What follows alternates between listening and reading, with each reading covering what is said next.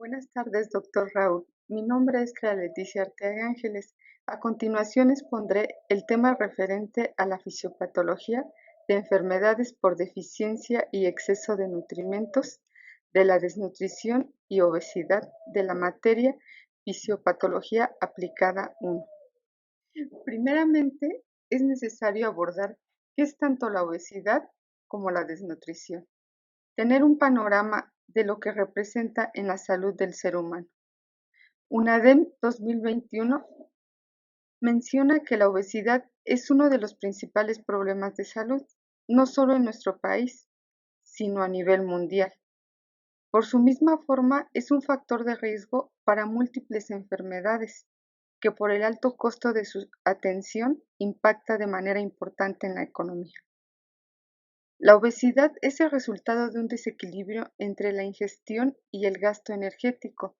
Es una enfermedad sistémica, crónica y multifactorial, en la que participan factores metabólicos, genéticos, psicosociales y culturales, caracterizada por exceso de grasa corporal y asociada a un incremento en el riesgo de desarrollar enfermedades crónico-degenerativas, como diabetes mellitus tipo 2, hipertensión arterial, dislipidemias, enfermedad cardiovascular, entre otras.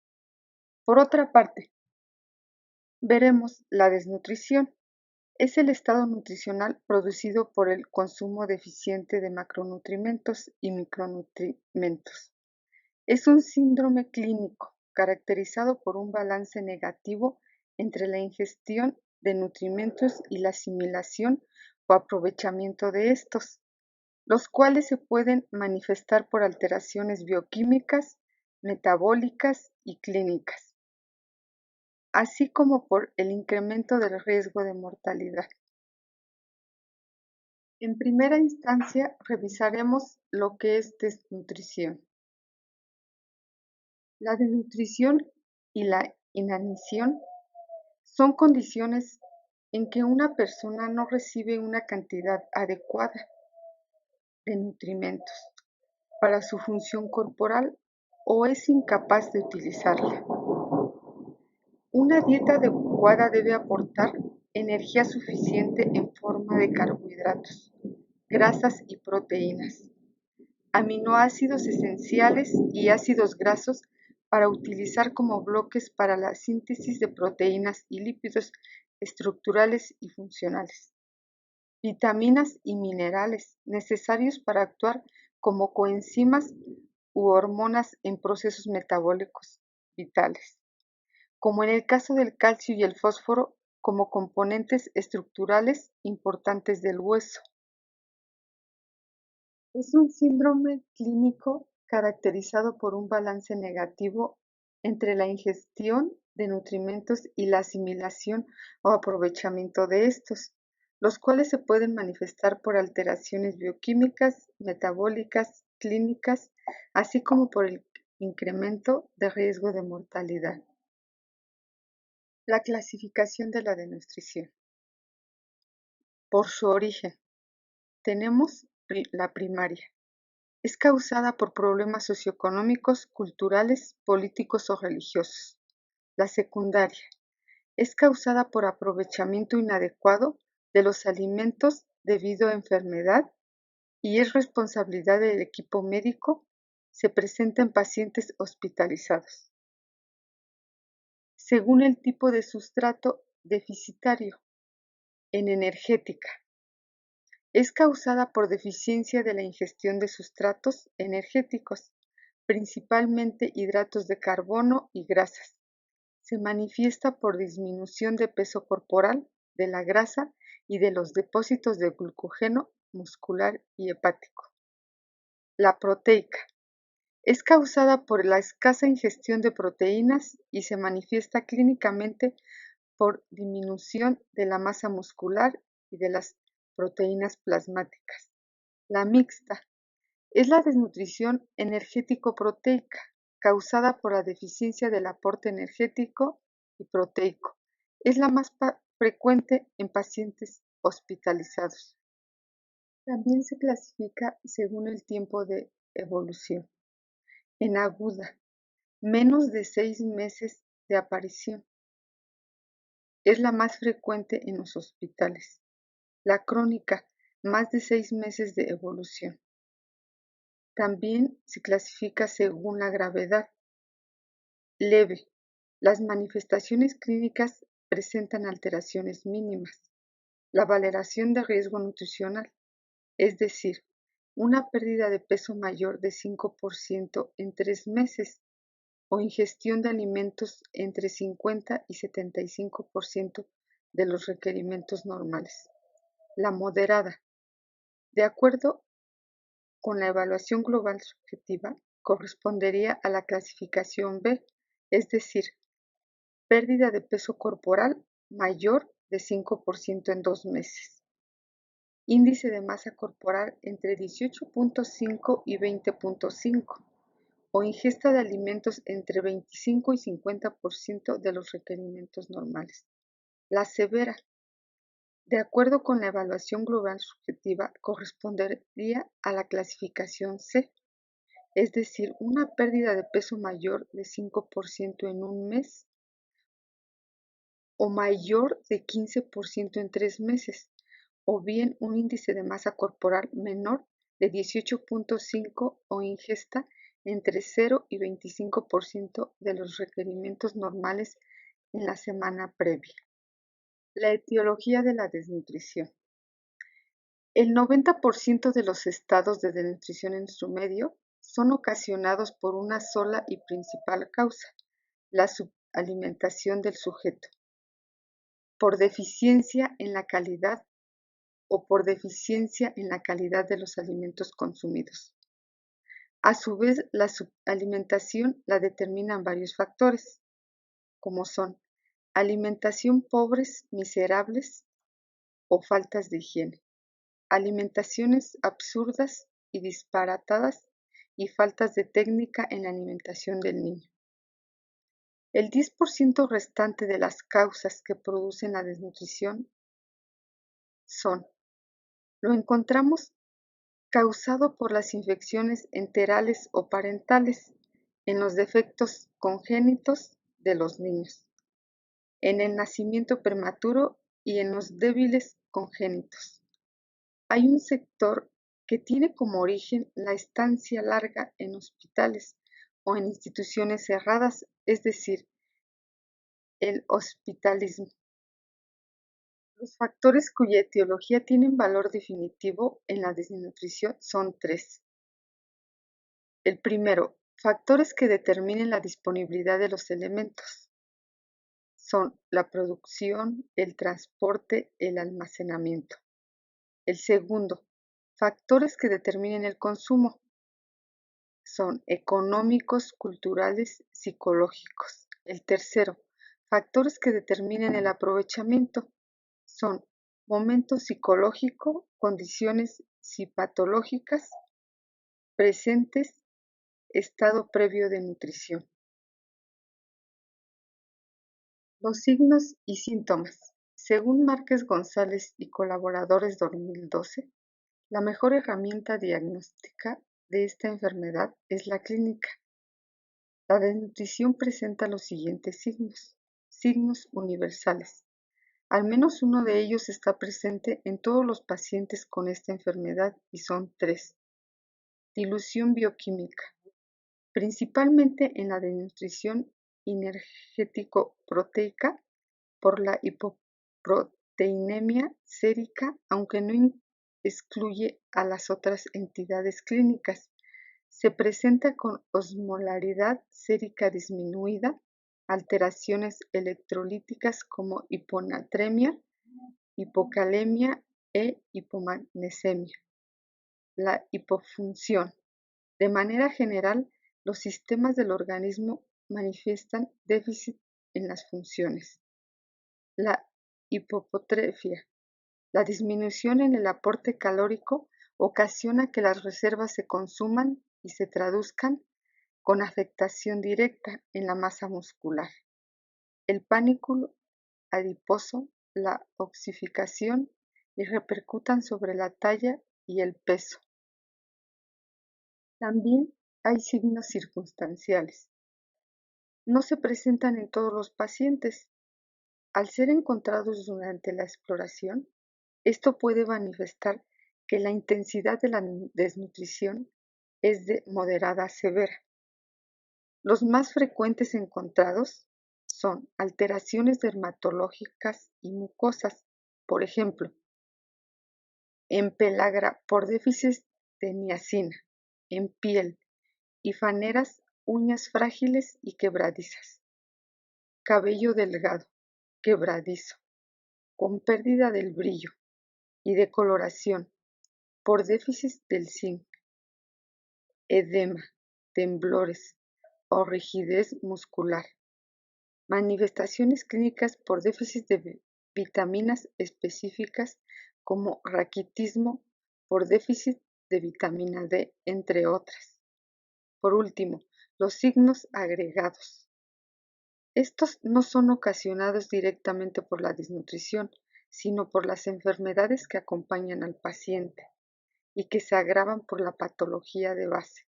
Por ejemplo, un paciente con síndrome de intestino corto presentará deficiencias vitamínicas importantes debido a la limitación de su absorción. Se explora el cuello en búsqueda de inflamación, bultos, retorcimientos o espasmos. Otra fisiopatología por deficiencia y exceso de nutrimentos es la obesidad. Según Herrera Fernández 2009, la obesidad se puede definir como un exceso de peso corporal suficiente para aumentar la morbilidad y mortalidad generales. Se considera obesidad cuando el índice de masa corporal supera los 30 kilogramos sobre metros cuadrados. La clasificación actual de la obesidad, propuesta por la OMS, está basada en el índice de masa corporal. Corresponde a la relación entre el peso expresado en kilos y el cuadrado de la altura expresada en metros. De esta manera, las personas cuyo cálculo de índice de masa corporal sea igual o superior a 30 kilogramos sobre metros al cuadrado se consideran obesos. La clasificación es cuando estamos en normopeso, tenemos un índice de masa corporal de 18.5 a 24.9. El riesgo asociado a la salud es promedio. Cuando tenemos exceso de peso, es mayor o igual a 25 kilogramos sobre metro al cuadrado. Cuando tenemos sobrepeso o preobeso, tenemos un índice de masa corporal de 25 a 29.9. Es un riesgo asociado a la salud aumentado. Cuando hablamos de obesidad grado 1 o moderada, tenemos un índice de masa corporal de 30 a 34.9, riesgo asociado a la salud aumento moderado. Obesidad grado 2 o severa, tenemos un índice de masa corporal de 35 a 39.9 con un riesgo asociado a la salud aumento severo. Obesidad grado 3 o mórbida, tenemos un índice de masa corporal mayor o igual a 40, un riesgo asociado a la salud aumento muy severo. Obesidad en los niños menores de 5 años. En los patrones de crecimiento infantil de la OMS, el sobrepeso es el peso para la estatura con más de 2 desviaciones típicas por encima de la mediana establecida. Establecida en los patrones de crecimiento infantil de la OMS, la obesidad es el peso para la estatura con más de 3 desviaciones típicas por encima de la mediana. La obesidad en niños de 5 a 19 años. En el caso de los niños de 5 a 19 años, el sobrepeso y la obesidad se define de la siguiente manera. El sobrepeso es el índice de masa corporal para la edad con más de una desviación típica por encima de la mediana, establecida en los patrones de crecimiento infantil. La obesidad es mayor de 2 desviaciones típicas por encima de la mediana establecida.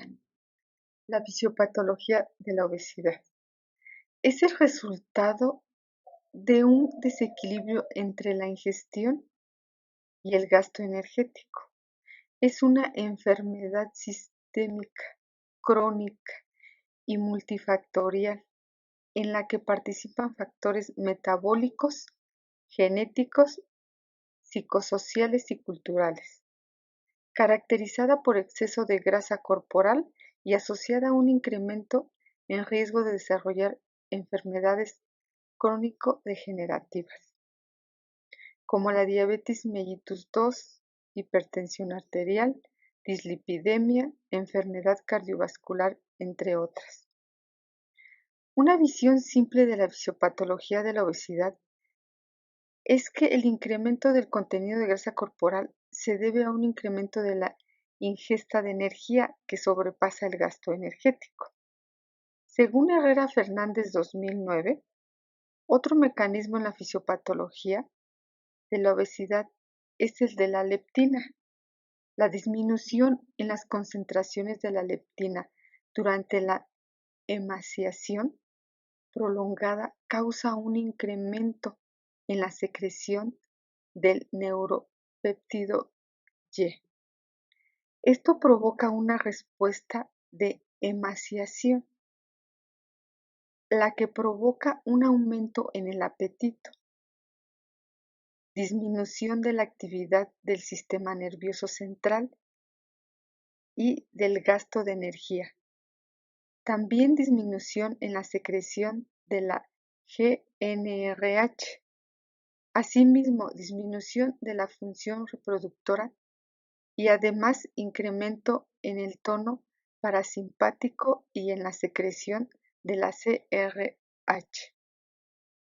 Y por último, no se debe dejar de lado los aspectos psicológicos involucrados en la obesidad. La etiología de la obesidad. Tenemos que existe la genética, neuroendocrina, desbalance energético, la nutrición, el ejercicio, la atrogenia, psicológicos, el medio ambiente y las consecuencias clínicas como la hipertensión, dislipidemia, hiperinsulinemia, arteriesclerosis, diabetes mellitus, disfunción pulmonar, litiasis biliar, neoplasias. Los cambios en el peso corporal pueden suceder mediante la modificación de ciertas variables en las que destacan cantidad y tipo de alimento ingerido. También el control central de saciedad, el control hormonal de la asimilación y el almacenamiento. Y por último, la actividad física o tasa metabólica. La patogenia de la obesidad.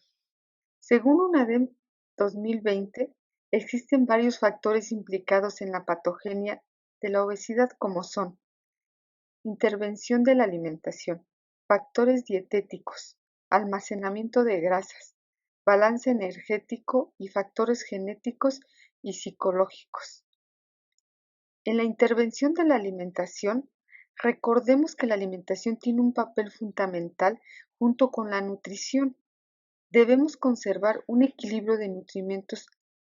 Para ello, el cerebro usa información sobre los niveles de nutrimentos disponibles para controlar los procesos metabólicos, el nivel de actividad y la alimentación. En los factores dietéticos, en los últimos años la composición de la dieta ingerida ha cambiado en el curso de los años. Este aumento incrementa la cantidad de energía almacenada. Además, las variaciones en la ingestión dietética también pueden tener un efecto sobre el depósito de grasa. Dichos mecanismos representarían un problema en el obeso, que a menudo repite ciclos de pérdida seguidos de ganancia de peso. En el almacenamiento de la grasa. La mayor parte de la grasa almacenada proviene directamente de los triglicéridos de la dieta y se almacena en los adipocitos.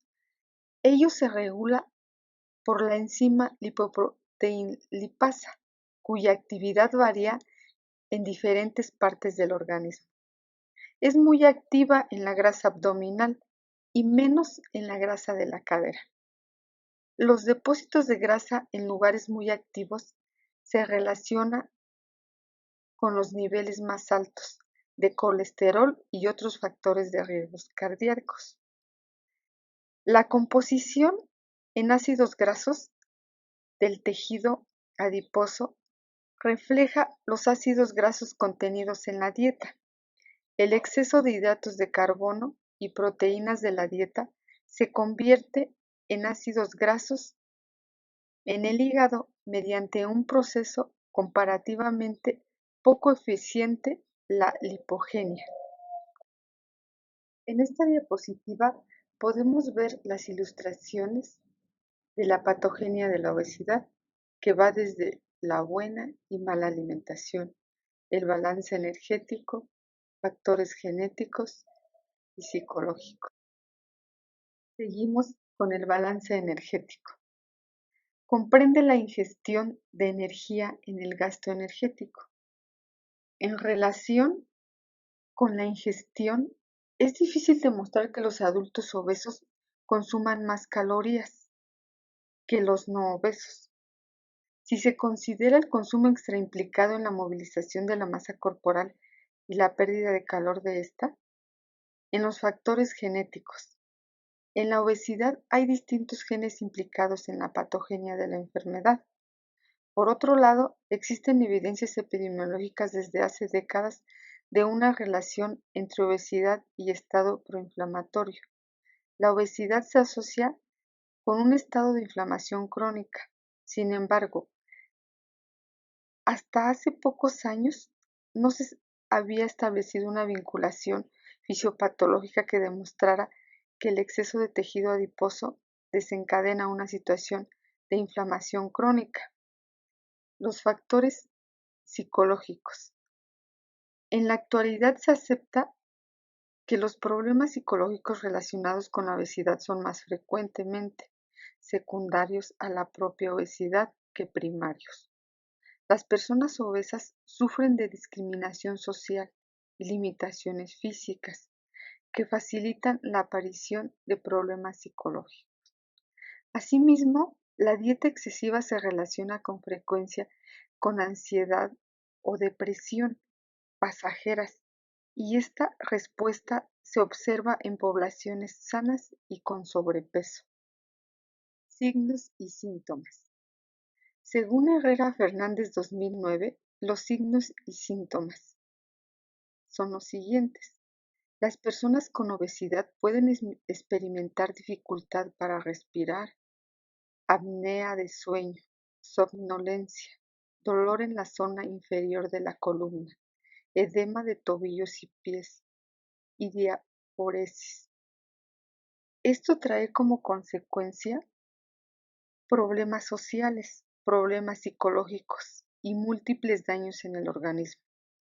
Si bien la obesidad extrema se acompaña con incremento drástico en la mortalidad, están menos claros los riesgos de la obesidad leve y moderada. A continuación veremos la evaluación integral. La importancia de una evaluación integral en ambos padecimientos. Según Hernández y Cuevas 2004, gracias a la valoración integral del estado nutricio, podemos identificar a los sujetos que requieren intervención en materia de nutrición y así asignar los recursos con enfoque de riesgo. Se debe poner especial interés en los más recomendados para este propósito: desnutrición y obesidad. como es el caso de los indicadores antropométricos, bioquímicos, clínicos y las encuestas alimentarias, describiendo las ventajas y desventajas de cada uno de ellos para así proporcionar al lector elementos sobre cuál o cuáles indicadores se deben seleccionar para su aplicación en la elaboración de un diagnóstico nutricio, en este caso la desnutrición y obesidad. Conceptualmente, la valoración nutricional para un individuo es igual que para un grupo, aunque no siempre se utiliza la misma metodología en ambas situaciones. Generalmente, la valoración del estado de nutrición de una persona o de un grupo de población debe hacerse desde una múltiple perspectiva: dietética, antropométrica, bioquímica, inmunológica y clínica.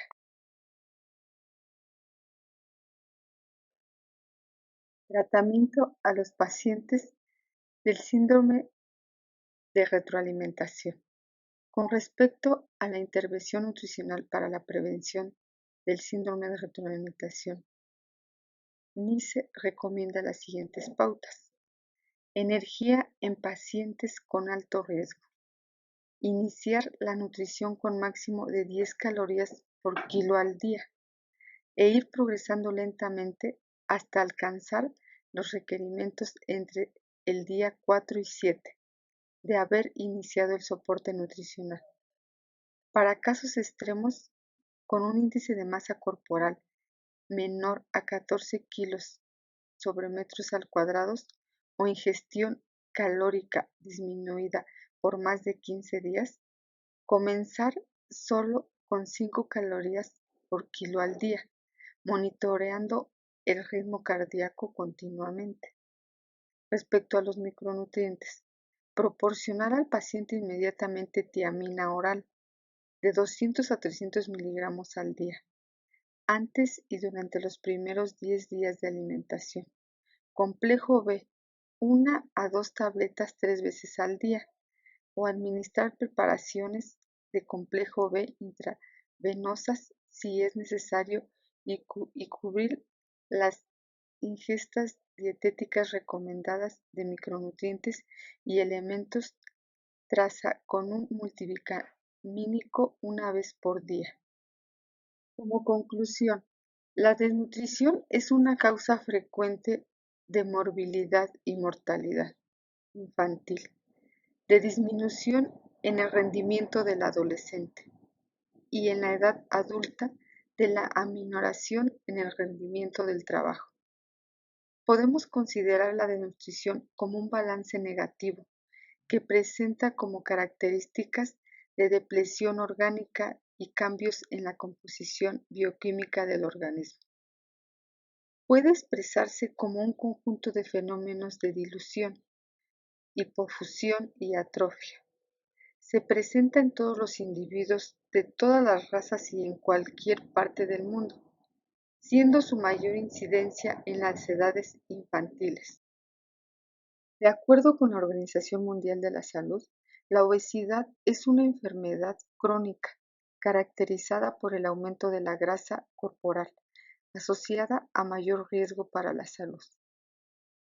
Pocas enfermedades crónicas han avanzado en forma tan alarmante en la mayoría de los países durante las últimas décadas, como ha ocurrido con la obesidad, motivo de preocupación para las autoridades de salud, debido a las nefastas consecuencias físicas, psíquicas y sociales. Datos de la OMS indican que desde el año 1980 la obesidad ha aumentado a más del doble en todo el mundo. En el año 2008, 1.500 millones de adultos tenían exceso de peso. Dentro de este grupo, más de 200 millones de hombres y cerca de 300 millones de mujeres eran obesos, por lo cual la OMS ha detectado a la obesidad y el sobrepeso con el carácter de epidemia mundial. Este es el fin de mi presentación. Le agradezco mucho. A continuación dejo las referencias bibliográficas.